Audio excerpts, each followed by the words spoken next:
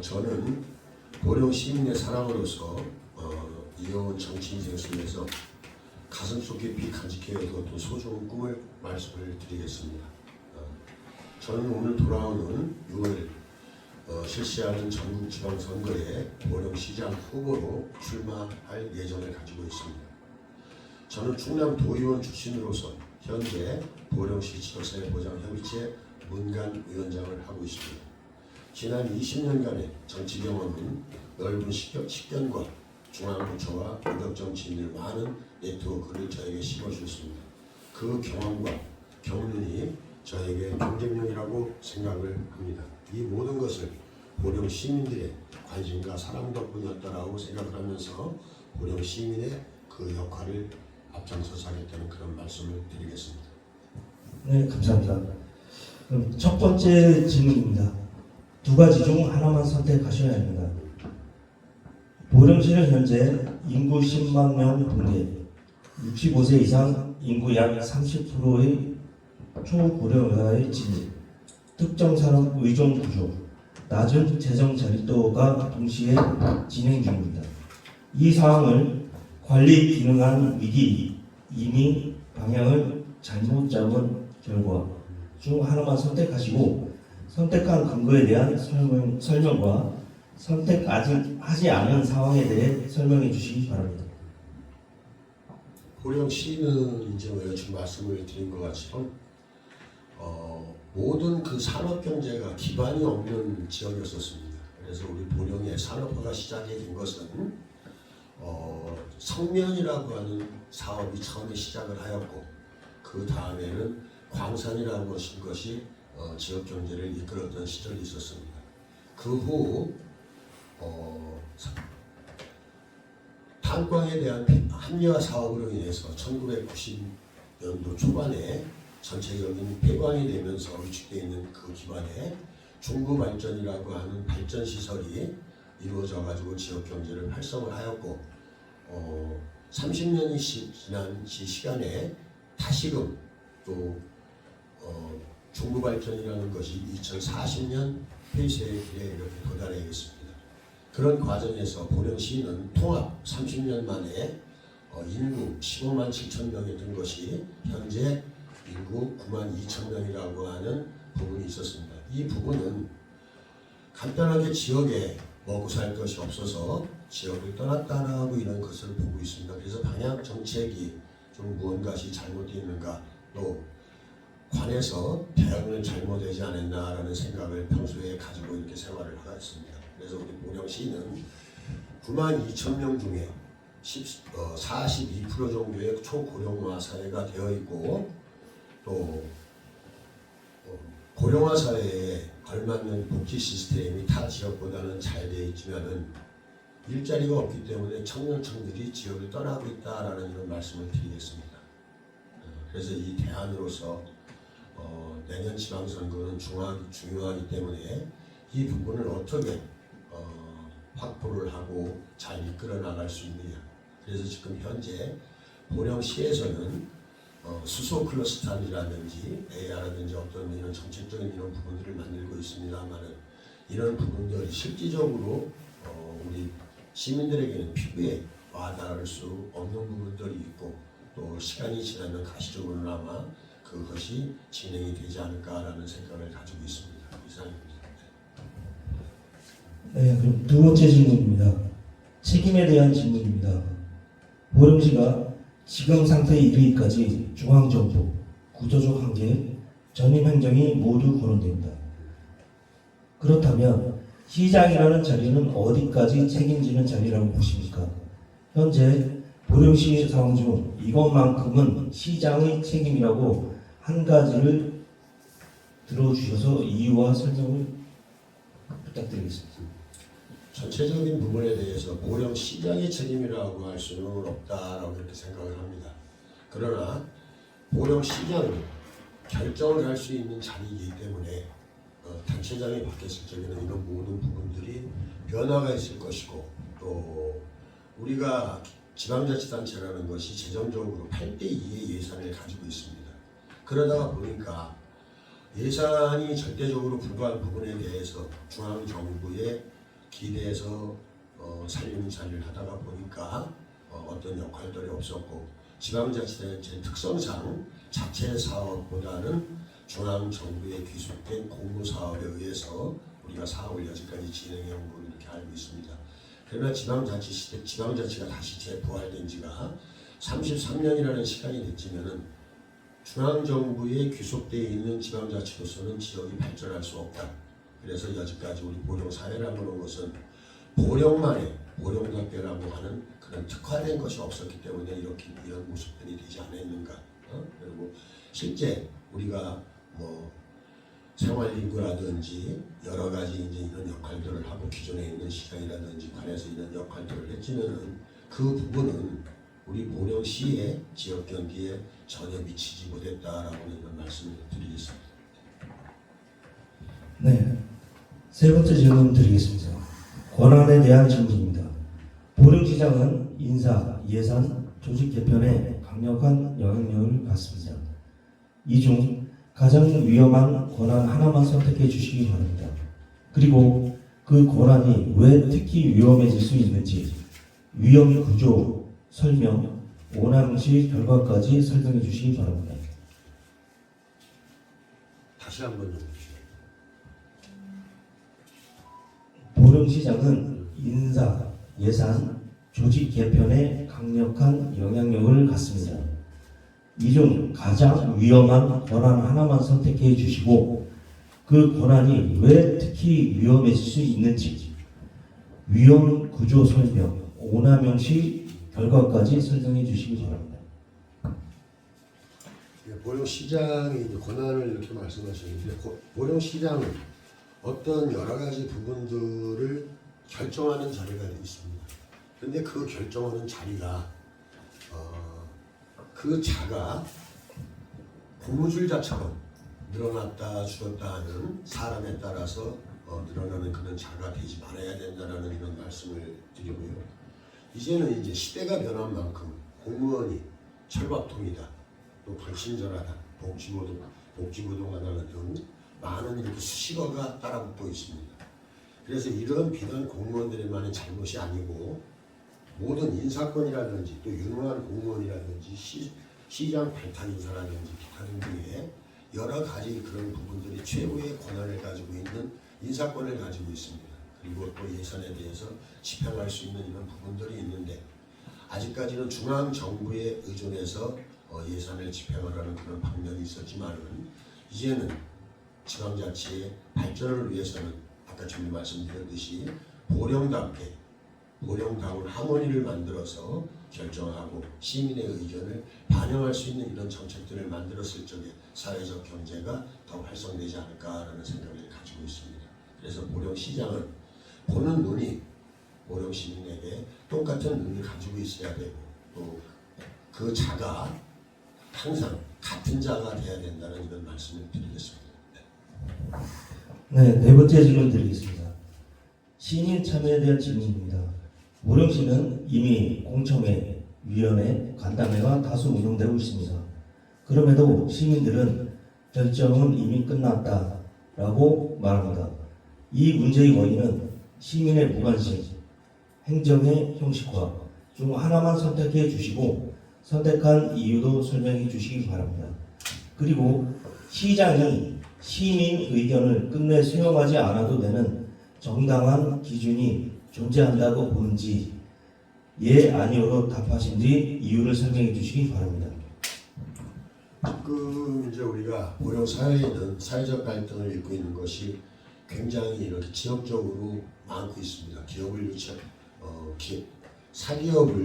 사기업들이 지역에 들어가서 사업을 하는 부분이라든지 발전소라든지 보령댐 주변이라든지 해양풍력이라든지 모든 이런 부분들이 굉장히 사회적 갈등을 일으키고 있다는 건 그런 말씀을 드리겠습니다.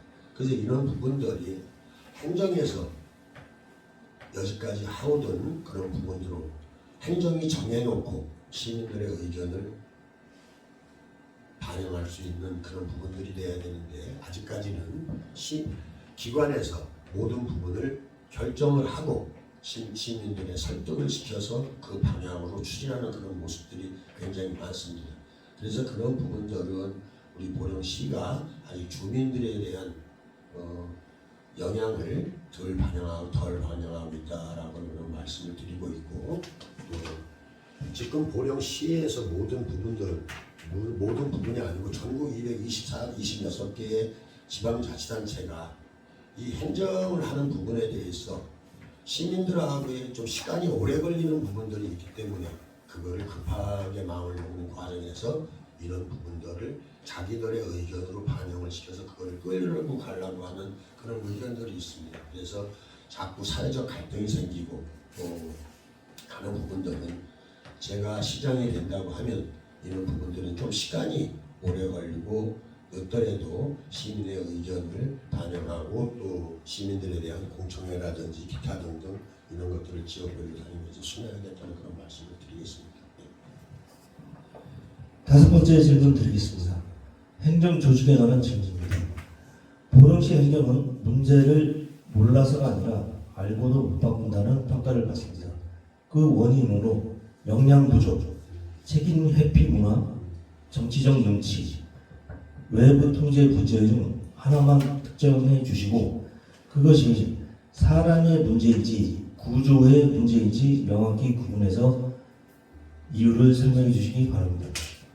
지금 우리 보령시가 이제 공무원들에 대한 불만들이 굉장히 이렇게 많고 있습니다. 아까 전에 말씀드렸듯이 우리 시민을 상대하는 자는 고무줄자가 되어 있고 또 기존에 있는 그 조직 안에서 그 조직을 살리기 위해서 주도적으로 하는 부분들이 굉장히 잘못되어 있다. 그래서 이제 지금도 말씀드리지만은 공무원들의 자리는 철밥통 자리가 이제는 아니다. 그래서 이런 부분들을 개선을 해야 될 필요가 있다라고 이렇게 생각을 합니다. 그래서 보령시에 지역에 있는 사람들이 토 세력들과의 어떤 문제점들 그런 부분들을 해결을 하고 시민이 모두가 함께할 수 있는 시민의 시정이 되어야 된다 이렇게 생각을 하고 있습니다. 여섯 번째 질문 드리겠습니다. 위기 상황을 가정하겠습니다. 앞으로 보령은 재정 압박, 산업 공백, 고령화 사회 비용 증가가 동시에 충돌할 가능성이 큽니다. 이때 전문가의 의견, 행정 조직 판단, 시민 여론이 서로 완전히 다를 경우 시장은 무엇을 최종 판단 기준으로 삼아야 한다고 보시는지 기준의 의미를 설명해 주시기 바랍니다. 모든 부분에 대해서는 전문가들이라고 하는 사람들이 있지만 전문가라고 하는 것은 학자들과 뭐 이런 분들이 이제 하고 있고 기존의 틀에 있어 그 조직 안에 있는 사람들을 전문가라고 이렇게 말을 하고 있습니다.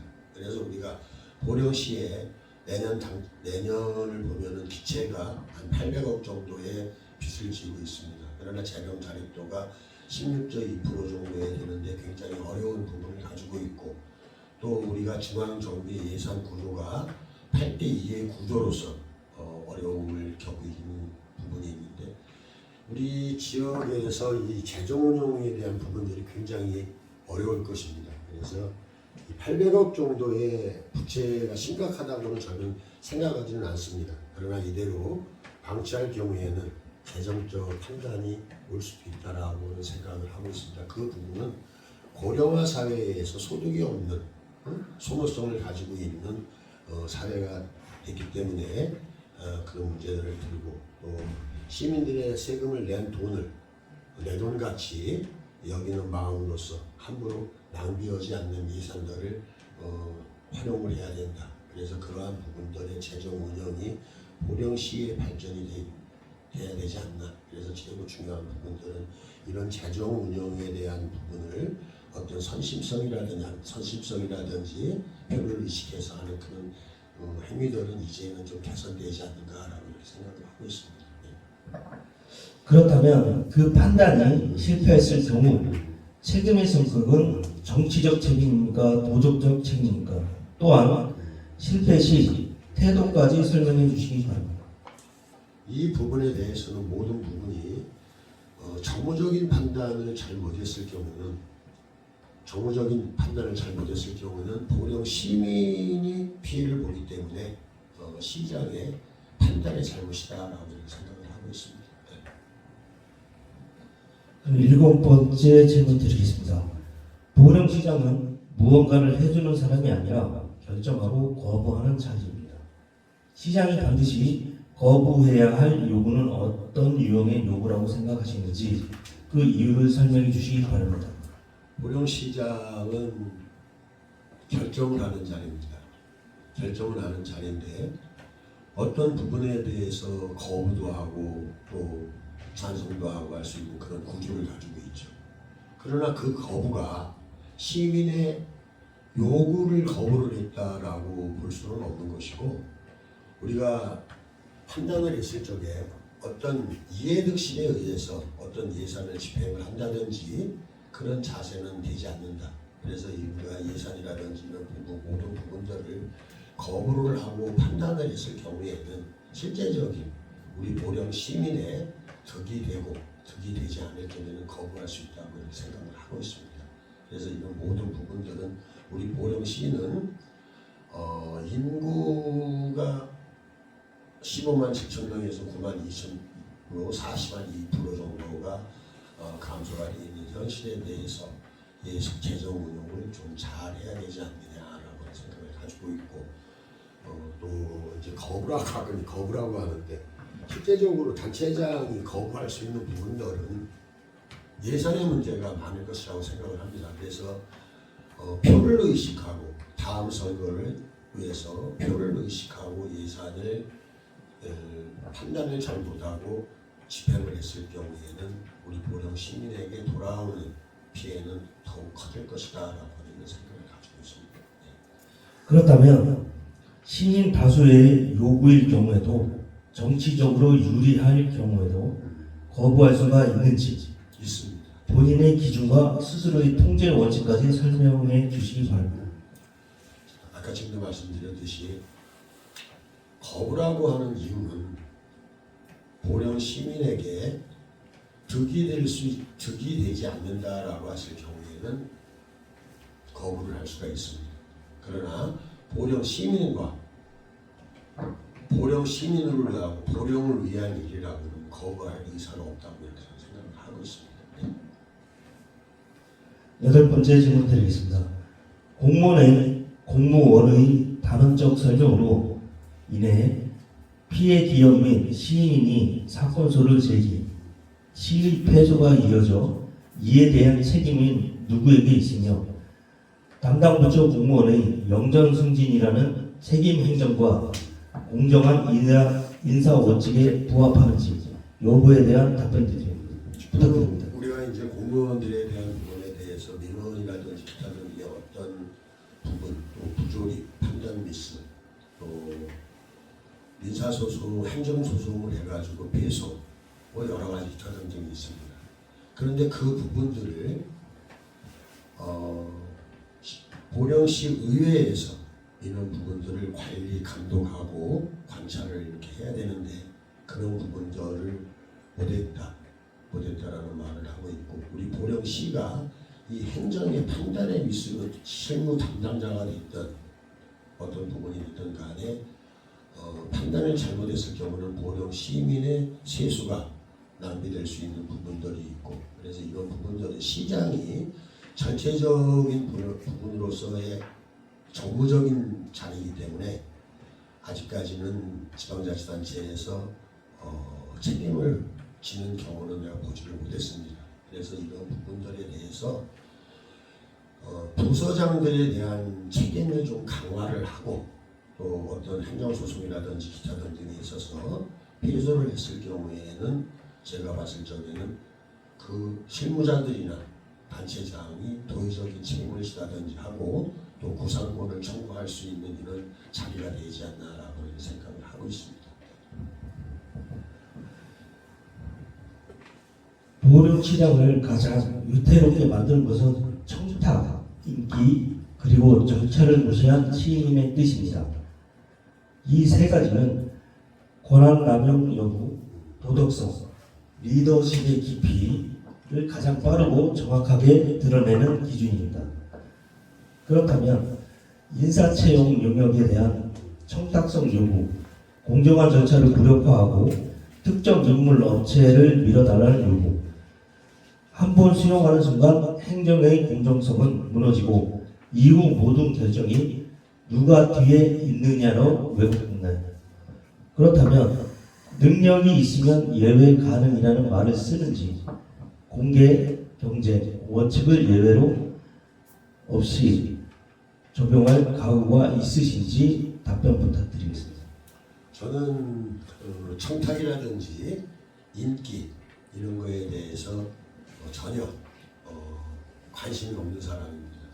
그 자리가 보령시장 자리라고 하는 자리가 어느 지역의 토세력에 의해서 청탁을 받고 인기를 얻기 위해서 표를 의식해서 인기를 받기 위해서 그런 행동을 하는 것은 절대 있어서는 안 된다라고 생각을 하고 보령시장은 오로지 시민만을 바라볼 수 있는 그런 단체장이 되어야 된다고 생각을 하고 있습니다. 그래서 저는 청탁, 인기 이런 거에 대해서 전혀 인사라든지에 대해서는 시장의 권한이 아니라고 생각을 하고 있습니다.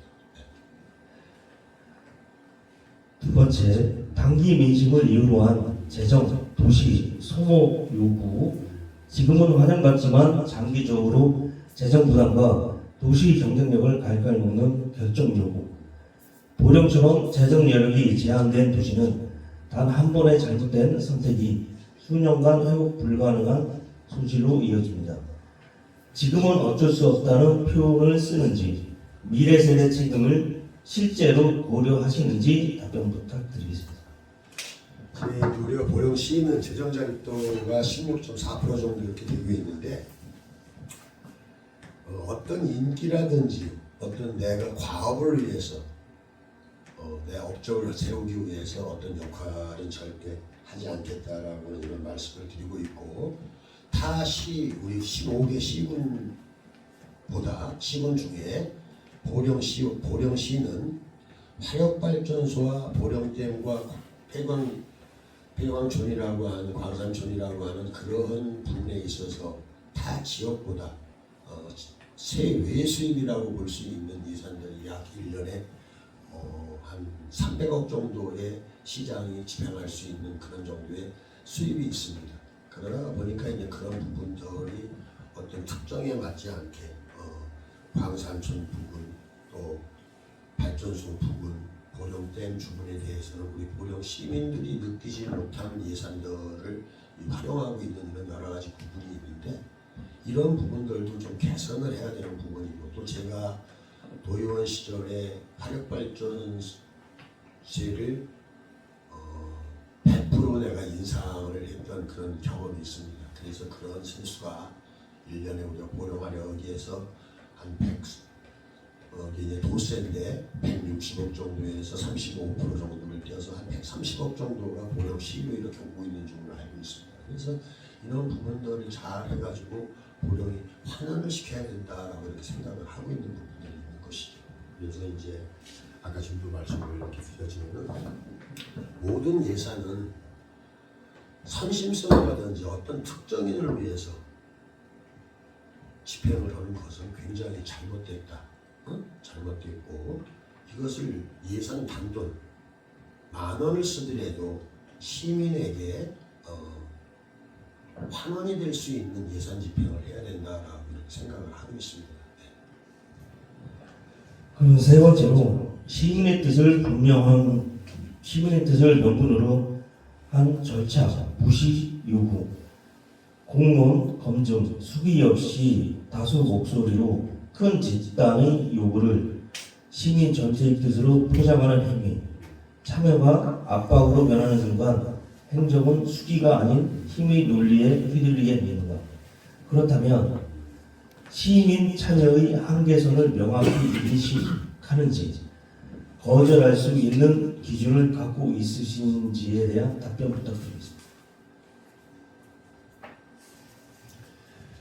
모든 사업에 있어서 시민의 의견도 중요한 부분들이 있습니다. 그러나 요즘 사회가 개인 위주로 가다가 보니까 모든 부분들이 시민의 목소리를 반영을 하는데 도로를 내는데 내 돈 앞으로 내달라, 내 산 앞으로 내달라, 주차장을 내는데 내 땅을 좀 뭐 사달라, 뭐 이런 여러 가지의 어떤 청탁들도 있을 것이고 있지 않습니까? 그러나 그거는 우리가 행정 편의적인 부분보다는 행정도 중요하지만 정무적인 판단을 해서 활용을 해야 되지 않나라는 생각을 하고 있습니다. 그래서 그 의견이 시민들의 의견이 다 들어줄 수 있다고 하면 인기가 있어서 다음 뭐 재선에 또 당선될 수 있다라고 보는 부분들도 있지만은 일이라고 하는 것은 그렇게 해서는 되지 않는다라는 생각을 하고 있고 또 관에서 필요하지 않는 부분에 대해서는 거절을 해야 된다라고 이렇게 생각을 하고 있습니다. 그럼 마지막으로 보령 시민들에게 전하고 싶은 메시지가 있으시면 부탁드리겠습니다.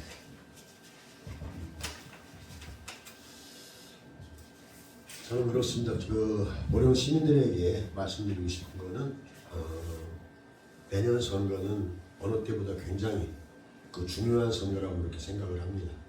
어떤 인물이 보령 발전의 견인차의 역할을 제대로 할 수 있는지 냉정하게 판단하고 평가해 주시기를 바라겠습니다. 저는 풍부한 경험과 정무적 능력을 가지고 있고 명성처럼 보령의 에너지를 가지고 접목을 시켜나가겠습니다.